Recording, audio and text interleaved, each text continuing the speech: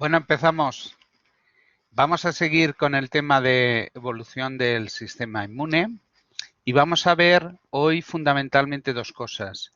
Cómo se originó el sistema de los receptores específicos de antígeno y cómo también a partir de un sistema original, pues este sistema se duplicó y de esta manera pues tenemos varios receptores distintos. TCR gamma delta, el TCR alfa beta, las inmunoglobulinas que tienen distintos tipos de cadenas ligeras y pesadas. Y entonces vamos a ver cómo todo esto se fue originando.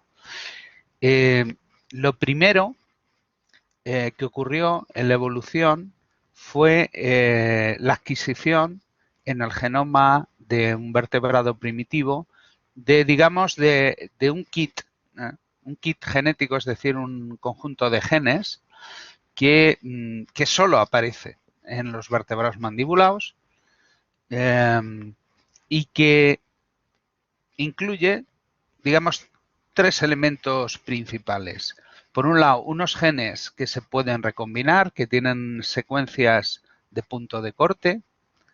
Por otro lado, recombinasas que cortan y pegan estos genes, es decir, la maquinaria de recombinación genética RAG1, RAG2 y la transferasa deoxiterminal.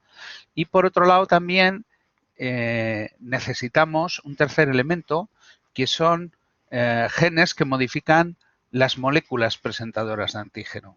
Las moléculas que habéis dado en el tema anterior con David de clase 1 y de clase 2. ¿Vale? El resultado de tener todo este conjunto de elementos permite que en cada célula se produzca un receptor clonotípico, que significa típico del clon, es decir, distinto de las demás células de los demás clones. ¿Vale? La célula que tenga un receptor que reconozca el antígeno del patógeno que nos ataque sufrirá proliferación, sufrirá 10, 20 rondas de divisiones mitóticas y dará lugar a un clon de células que van a tener ese receptor de antígeno clonotípico, igual que la célula madre que originó el clon. ¿Vale? Y bueno, y así funciona este sistema. Lo vamos a ir viendo ahora más en detalle, más por etapas. Vamos a ver si esto funciona bien. Bueno, ¿cómo ha evolucionado un sistema tan complejo como el que tenemos, con TCRs alfa, beta, gamma, delta, con genes de BCR, con distintos genes de cadena pesada, cadena ligera? Bueno, pues esto, obviamente, una cosa tan compleja no pudo evolucionar de golpe en un momento, sino que tuvo que evolucionar en distintas etapas. Y al menos, por lo menos, hay dos etapas claras. Una fue la adquisición de ese kit de la maquinaria necesaria para la recombinación y el primer sistema de genes recombinables, ese sería el inicio, y luego, después, digamos, la duplicación de esos sistemas de genes recombinables, que básicamente hay dos mecanismos para hacer esto. Uno es por medio de duplicaciones génicas o de regiones de cromosomas, y otro mecanismo posible son lo que serían las duplicaciones genómicas, las duplicaciones del genoma completo. Bueno, os comento que aunque no podáis acceder al vídeo de la clase que dimos anteriormente, yo he podido acceder y lo voy a colgar en YouTube y os daré el link, por lo cual los que pues lleguen un poquito tarde o no puedan asistir, pues no hay problema, lo podréis ver de manera asincrónica cuando os haga falta. Vamos a seguir. Vamos a ir viendo las distintas piezas. Hemos dicho que necesitábamos, por un lado, las enzimas que cortan y pegan estos genes, que son las recombinasas RAG1 y RAG2. Pues bien, los genes que se han encontrado más similares en cuanto a su secuencia con estos genes son genes de transposones bacterianos. Y alguno habéis comentasteis en el cuestionario que cómo eso se podía haber metido en un genoma eucariota. Pues bueno, los transposones lo que hacen es eso, ¿no? Se insertan en moléculas de DNA y suelen contener genes que les sirven para cortarse y volverse a pegar en otras moléculas de DNA, ¿no? Con lo cual, en principio, no nos debe extrañar que un transposón salte de un genoma a otro, porque eso es lo que hacen, ¿no? Los transposones, ¿no? Pero estos transposones suelen tener también elementos, otros genes, ¿no? Que son los que pues son cortados y son pegados, ¿vale? Pues esos genes que son cortados y son pegados son los que van a dar lugar a las regiones variables de los receptores de antígeno, ¿vale? Una prueba que tenemos de que esto posiblemente ocurrió solo una vez es que los distintos sistemas que tenemos de receptores de antígeno, aquí me ha vuelto a hacer la aplicación, me ha cambiado los símbolos griegos por letras latinas, ¿vale? Imaginaros que aquí pone alfa, beta y gamma, delta. Bien,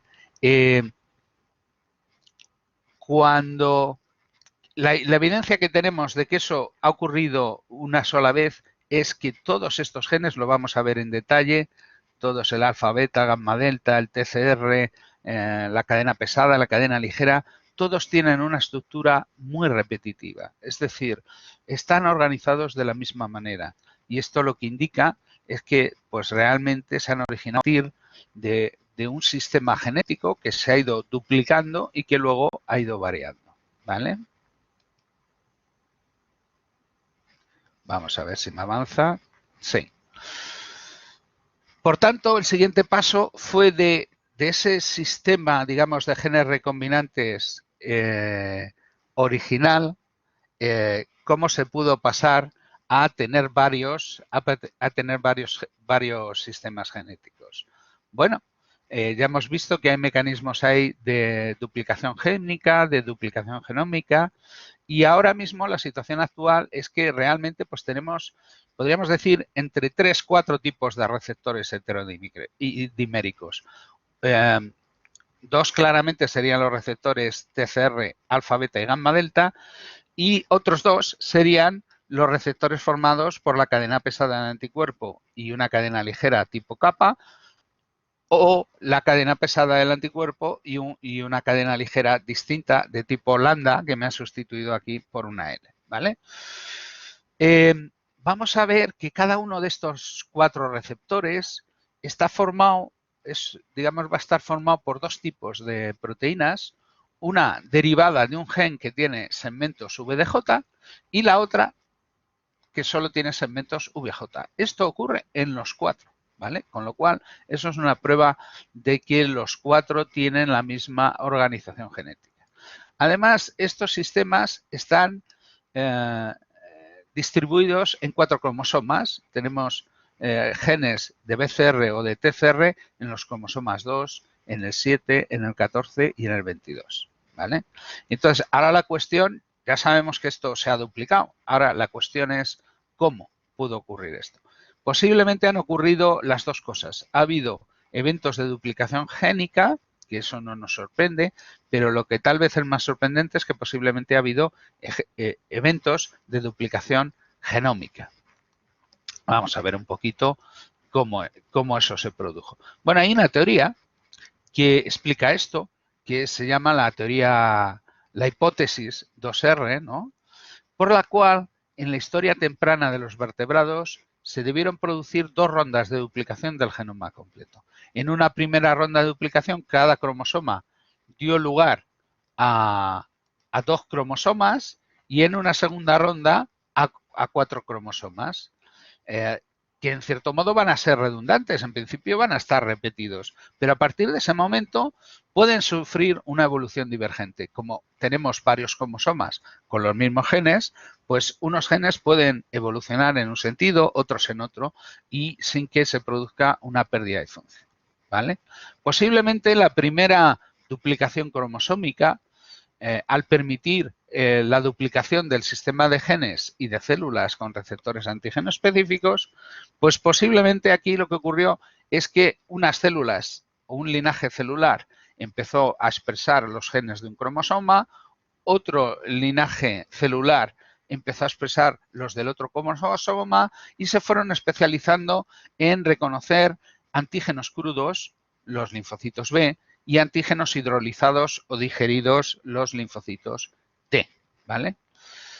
La segunda ronda de duplicación genómica incluso permitió que, por ejemplo, dentro de los linfocitos T, que especializados en el antígeno, digamos, hidrolizado, pues se pudieran diferenciar en dos tipos distintos, los alfa-delta y los gamma-delta, y los linfocitos B incluso, pues en lugar de tener solo un tipo de cadenas ligeras, pues tuvieran dos tipos de cadenas ligeras, como tenemos ahora mismo los genes kappa y lambda.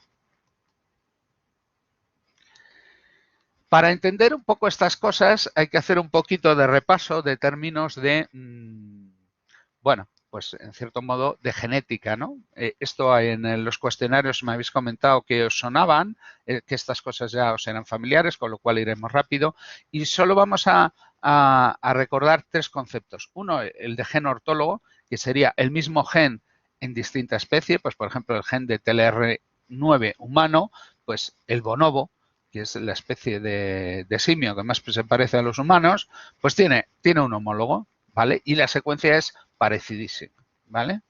Los parálogos, sin embargo, los genes parálogos, serían dos genes de una misma especie que se duplican y al duplicarse, pues empiezan a acumular diferencias y sufren evolución divergente.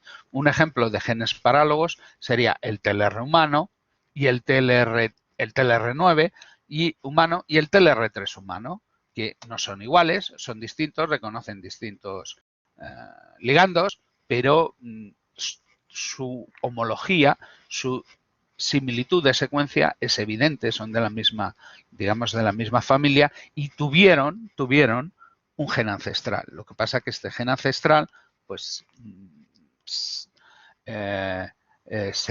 empezó a copiarse en distintos genes, a duplicarse, pues hace cientos de años, de millones de años. Otro concepto importante es el de genes homólogos, que serían aquellos que comparten parte de su secuencia y esa similitud o similaridad se debe a que evolucionaron a partir de un gen ancestral común en el pasado, ¿no? En el pasado cuando, pues imaginaros, los seres humanos y las drosófilas hace muchos cientos de millones de años debimos tener algún ancestro que por un lado dio a los mamíferos y por otro lado dio a los artrópodos. Imaginaos esto, lógicamente debía ser un ser muy, muy primitivo. Esto a lo mejor pues sería en el Cámbrico o en el Precámbrico. Y entonces, pero pese a que esa divergencia se haya producido hace 300 millones de años, va a haber características de la secuencia que van a permitir reconocer una similitud entre esos dos genes homólogos, ¿vale? Que por tanto siempre van a conservar, a partir de ese origen común, pues van a conservar unas similitudes en su secuencia de bases. Vamos ahora a otra dimensión, a lo que sería la dimensión, bueno, yo aquí tenía una animación preciosa en la cual iban apareciendo las distintas duplicaciones y los distintos seres, pero esta aplicación, aparte de cargarse los símbolos griegos y cambiarlos por latinos, pues también destruye las animaciones del PowerPoint, pero bueno, nos apañamos. Os lo voy a ir marcando os voy a ir señalando con la manita esta, estaríamos en los cordados primitivos, en un estado ancestral. Aquí tendríamos, pues, por ejemplo, un conjunto de genes que podrían ser, por ejemplo, los genes homeóticos que regulan el desarrollo, ¿no? Y veríamos que están en una determinada secuencia. En los annatos primitivos, fijaros, esto es una lamprea, veis que no tiene mandíbulas, tiene una boca con dientes, pero no tiene mandíbulas.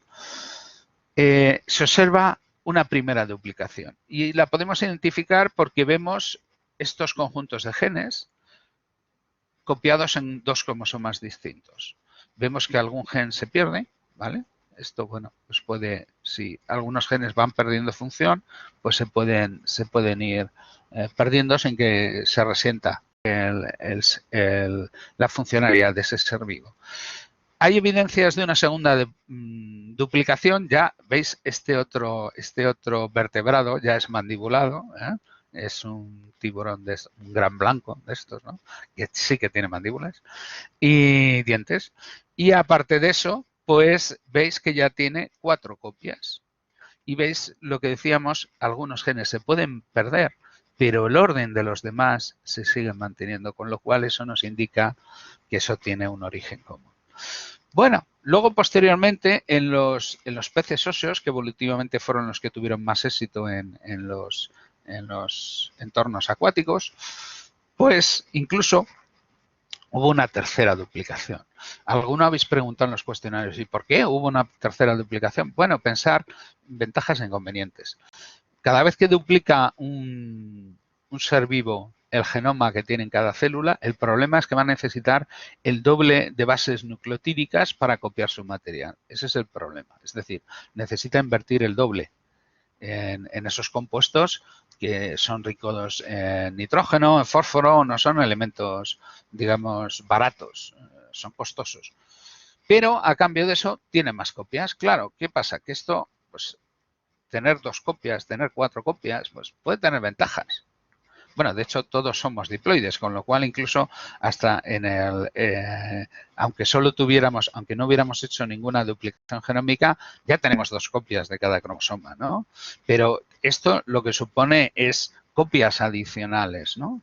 Y bueno, una base a partir de la cual evolucionar. Incluso en los peces, pues parece ser que ha habido varios linajes que han evolucionado de distinta manera. Por ejemplo, aquí tenemos el pez cebra, que es el representado, y el fugu, que es este pez venenoso que se comen los japoneses, con mucho cuidado. Bien, pero desde los peces primitivos tendríamos otra línea que lleva a los mamíferos y esta se quedó en 2 rondas de duplicación.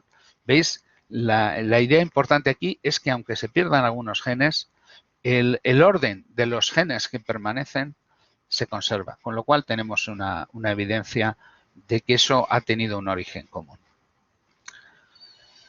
¿Qué predice esta teoría? Pues que si se han producido duplicaciones genómicas, encontraremos esos conjuntos de genes duplicados y ordenados de manera característica. Esto ya os lo he mostrado en un ejemplo, digamos, un poquito abstracto, pero de una manera concreta vamos a ver el ejemplo de los genes homeóticos OX.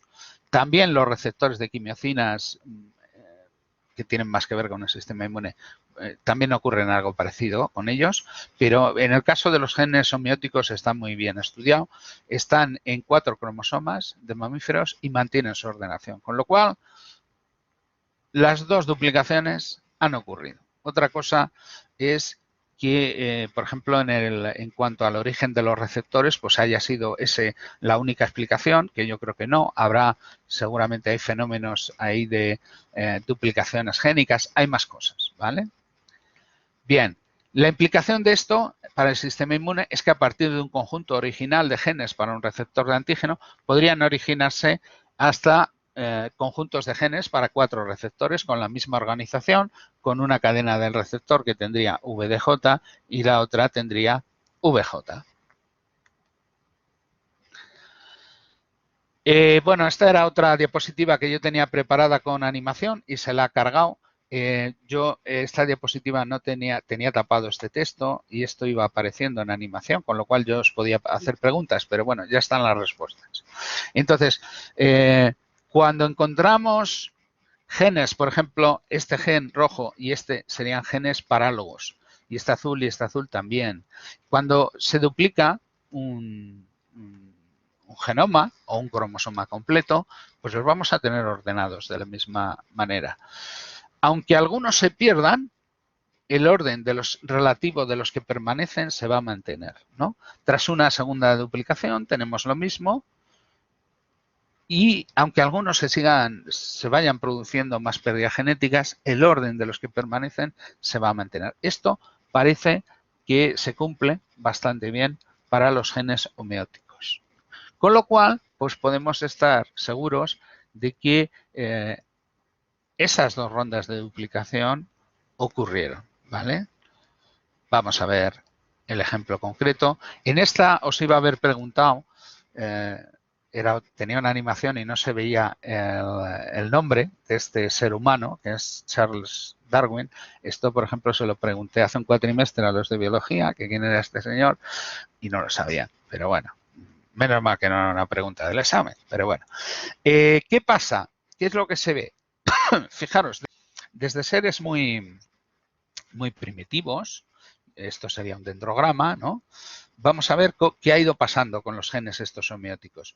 Bueno, pues tenemos aquí desde un cefalocordado primitivo, veis que tiene, en un cromosoma tiene sus genes homeóticos. La drosófila tiene algunos en un cromosoma y otros en otro, con lo cual ahí a lo mejor ha habido la drosófila no es un vertebrado, ¿no? Pero a lo mejor ha habido pues una separación de... Bien, tenemos aquí otros seres primitivos, un anélido, ¿no? Tendría que ver un poquito con las lombrices y ves que, bueno, tienen el mismo orden los genes homeóticos, aunque algunos están separados, pero dentro del mismo cromosoma. Lo mismo para digamos, un molusco muy primitivo, como la lapa, un gasterópodo, ¿no? Y veis que tienen, pues, todos sus genes homeóticos en un cromosoma. Y aquí tenemos otro ser mucho más evolucionado, un cefalópodo, aquí tenéis un pulpito, que curiosamente los pulpos han cogido otro camino y ellos lo que han hecho es separar los genes homeóticos en distintos cromosomas.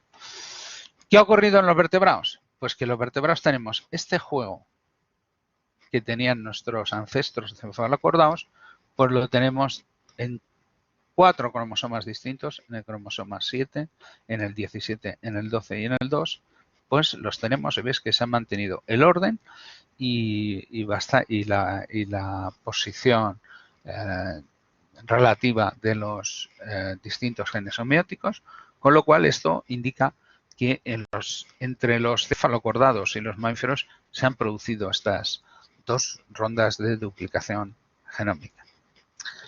Bien, ahora hasta aquí la ciencia establecida, ahora pasamos un poquito a la especulación informada. ¿Qué receptor de antígeno apareció primero? ¿Era oligoclonal? ¿Era policlonal? ¿Tenía tantas variantes genéticas como ahora? Bueno, pues no sabemos cuál se originó primero. Posiblemente o seguramente eran oligoclonales y posiblemente reconocían ligandos típicamente microbianos y sin presentación por moléculas de histocompatibilidad. Esto todavía algunos TCRs de células primitivas son capaces de reconocer PAMPs o moléculas propias sin necesidad de presentación antigénica. Por ejemplo, moléculas propias, moléculas proteínas de estrés que producen las células propias. Hemos visto que el punto de partida sería un receptor formado por dos proteínas, una que tiene regiones VDJ, otra que solo tiene VJ, que reconocería, como hemos dicho, o bien patrones moleculares asociados a patógenos o moléculas propias asociadas al daño, ¿vale? Posiblemente los genes que codificaban a estas dos regiones se encontraban en un mismo cromosoma y se activaban solo en determinados linajes celulares, un linaje celular defensivo, que en principio no era ni T ni B, ¿vale? Y su repertorio era muy oligoclonal, es decir, podían reconocer muy poquitas cosas, podían ganar muy poquitos segmentos, con lo cual las reactividades pues iban a ser muy limitadas, ¿vale? Esto todavía ocurre en algunas poblaciones de linfocitos actuales humanos, pero que tienen, digamos, ese patrón primitivo. Por ejemplo, hay linfocitos T que o bien reconocen moléculas típicamente microbianas o bien reconocen proteínas de estrés humanas como MIC-A y MIC-B. ¿Vale? Estas poblaciones primitivas son los linfocitos B1, los linfocitos gamma delta y los linfocitos alfa beta NKT, que tienen estos repertorios oligoclonales. Como hemos comentado, seguramente al principio había pocos segmentos, pocas opciones. Los reordenamientos darían a pocas posibilidades, ¿no? Y, por tanto, el repertorio de reconocimiento, es decir, el conjunto de cosas, de antígenos, de moléculas que podemos reconocer, iba a ser muy limitado. Y iba a estar enfocado principalmente en el reconocimiento de PAMPs y DAMPs, ¿vale? ¿Qué pasó? Posteriormente, este receptor, por lo que hemos visto, por las duplicaciones genómicas, pues da lugar a 4 tipos de receptores, pero por otro lado, a base de duplicación génica de segmentos V, se va generando la posibilidad de ir reconociendo más antígenos distintos. Claro, el coste de reconocer más antígenos distintos es que la frecuencia de células que reconocen cada antígeno va disminuyendo. Si reconocemos 10 cosas, 1/10 de las células reconocerán cada cosa. Si reconocemos 1.000.000 de cosas, solo 1 de cada 1.000.000 de células reconocerá cada una de esas moléculas o de esos antígenos. Con lo cual, esto hizo necesaria la fase de expansión clonal. Y hubo algunas de estas poblaciones que siguieron un poco en plan antiguo, ¿no? En plan primitivo. Por ejemplo, los linfocitos gamma delta hacen poca expansión clonal, reconocen pocas cosas. Los linfocitos T alfa beta reconocen muchísimas cosas, pero entonces la frecuencia de los que reconocen cada antígeno concreto es muy baja y hace necesaria la expansión clonal. Esto tiene inconvenientes, va a retrasar la respuesta, pero tiene ventajas porque nos permite luego mantener una memoria de reconocimiento de ese antígeno específico. Bueno, aquí lo tenemos más o menos representado. Hemos dicho que partiríamos de 2 regiones cromosómicas ancestrales, una que codificaría, tendría los segmentos génicos VDJ, al principio pocas copias, y otra para el VJ, al principio pocas copias, oligoclonal. Esto se produjo una duplicación genómica, ya tenemos en cada célula, tenemos 2. Puede ocurrir, por ejemplo, que las células B empiecen a expresar los genes que codifica este receptor, que las células T empiecen a expresar estos otros. Con lo cual, se irán especializando. Con la segunda duplicación genómica, esto permite que tengamos, tras esta especialización, pues por ejemplo, si teníamos teníamos un receptor tipo BCR, pues que tengamos 2. Si teníamos un receptor tipo TCR, pues que tengamos 2. ¿Qué más ocurrió? Posiblemente uno de los genes de cadena pesada de anticuerpo ha desaparecido, mantenemos el de cadena ligera, mantenemos el otro de cadena ligera de anticuerpos y posiblemente el gen de cadena pesada se traslocó entre unos cromosomas y otros. Bien, vamos a ver qué es lo que nos hemos quedado. Pues en el TCR pues tenemos 2 TCRs, uno oligoclonal y otro policlonal, y sus genes están en los cromosomas 7 y 14. Y en el caso de los BCRs, pues tenemos copias en los cromosomas 2 y 22. Bien. Por tanto, yo creo que ha quedado bastante claro que sí, que realmente se produjeron estas 2 rondas de duplicación y que tenemos unas células, unas poblaciones de células que B y T, que son un poquito, las podríamos llamar primitivas o primitivo-like, ¿no? Que serían, por un lado, los linfocitos de gamma delta y las células B tipo B1 que producen receptores, digamos, oligoclonales, ¿vale? Posteriormente, tras la segunda ronda de duplicación, se originaron los linfocitos B, que llamamos ahora convencionales, o los linfocitos T alfa beta, que estos dieron lugar a repertorios pues mucho más policlonales y mucho más capaces de reconocer un número mayor de antígenos. Que esto permitió que, digamos, en cada linaje, en las células B y en las células C, pues una población se quedara como un linaje más primitivo y la otra se quedara como un linaje más evolucionado, con más copias de elementos V, con un repertorio de reconocimiento más policlonal, y eso nos permite, eso es lo que nos ha permitido el reconocer azúcares y secuencias peptídicas, ¿no? Finalmente, eso hizo necesario la expansión clonal y también finalmente apareció, esto ya en vertebrados más avanzados, esto lo veremos en la siguiente clase, pues el que las células T se especializan en distintos tipos de respuestas inmunes, Th1, Th2, Th17, y las células B se especializan también en la producción de anticuerpos de distintos isotipos, ¿no?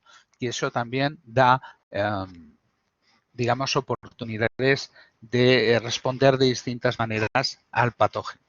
Finalmente, las células esas primitivas que hablábamos, pues sobreviven en las fronteras. Las poblaciones de células T y gamma delta, de células B1, ¿no? Pues que están asociadas sobre todo con las mucosas intestinales. Y bueno, esto es una cosa que no, claro, no os lo expliqué. Esto es un ejercicio que hicimos el año pasado. Este año no lo hicimos porque como yo no os pude presentar la asignatura, pero bueno, os lo cuento. El año pasado mandamos un cuestionario a vuestros compañeros sobre cuáles eran vuestras aficiones. Y bueno, y yo recogí la información y entonces lo que vi es pues que había unas aficiones, digamos, muy frecuentes, que las tenían muchos de vuestros compañeros del año pasado, y eso sería el repertorio, digamos, oligoclonal, ¿no? Tienes pocas opciones, leer, deporte, y sin embargo muy frecuentes. Y luego había otra serie de opciones mucho más variadas, ¿vale? Esto sería un ejemplo de repertorio, incluso traficar, el cubo de Rubik, la cerveza. Esto pues sería mucho más diverso. Esto sería, por ejemplo, una analogía. Esto es una analogía. Algunos os lo habéis tomado como algo literal y no lo entendíais. Un repertorio oligoclonal estaría formado por pocos clones muy frecuentes. Un repertorio policlonal estaría formado por muchos clones poco frecuentes, cada uno de ellos. ¿Vale? Y bueno, esto os voy a poner un par de diapositivas ahora que creo que es muy importante, tienen que ver con el coronavirus. Esto es lo que ocurre en Corea. Si queréis me podéis responder, os voy a plantear una pregunta y me podéis responder en el chat. Fijaros, qué curioso. Esto es a la gente a la que han hecho test de coronavirus en Italia, que está en verde, y en Corea. Y ves que los patrones de personas que han dado positivo, los grupos de edad son muy distintos, ¿vale? Os voy a dar una pista para que lo entendáis. ¿Por qué esta diferencia que en principio resulta muy llamativa? En Italia solo han hecho estos test a las personas ingresadas y enfermas. En Corea, sin embargo, han hecho test indiscriminados, ¿vale? Sabiendo eso, ¿qué podrías concluir de estos resultados? Podéis ponerlo en el chat. Bueno, estamos 69, ¿eh? A ver, alguien que diga algo en el chat, algún valiente.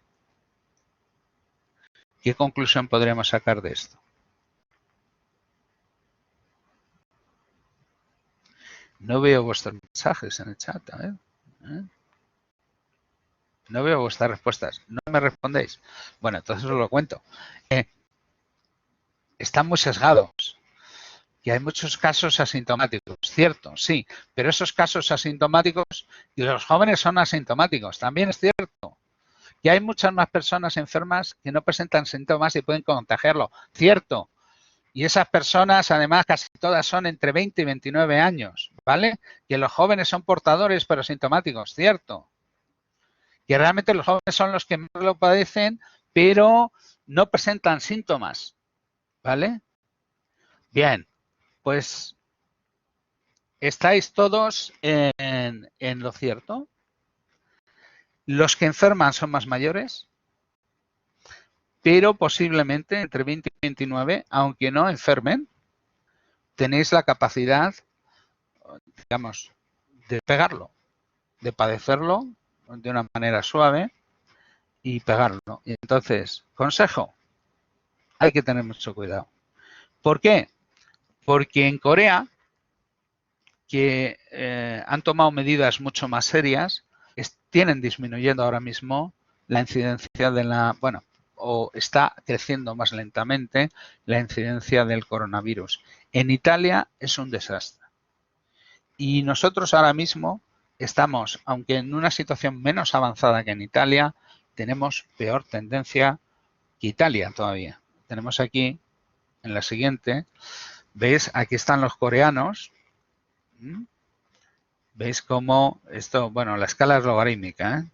Y esto es número de muertes, ¿vale? No sería número de pacientes simplemente que tienen test positivo en la infección por el virus, ¿vale? Fijaros que Corea, Japón, incluso China, pues que China empezó pues posiblemente tan mal como los demás, pero luego han ido controlando, ¿no?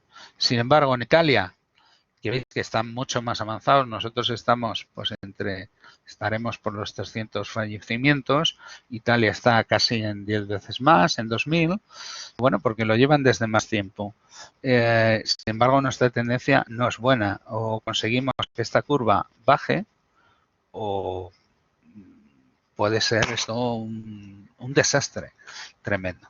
Bueno, vamos a acabar hablando del futuro próximo. Mañana tendremos la siguiente clase de este tema, que creo que lo acabaremos. Y para la próxima semana, en las clases que teníamos de teoría en la próxima semana, os daré los temas de anticuerpos y de células B.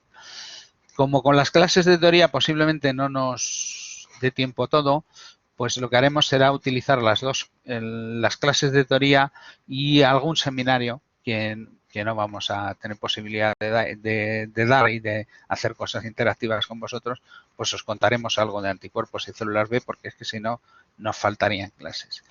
Y ¡ay, qué desastre! Me acabo de dar cuenta que se me ha olvidado dar a la grabación. Me cago en la leche. ¿Sí o no? ¿Le di a grabación?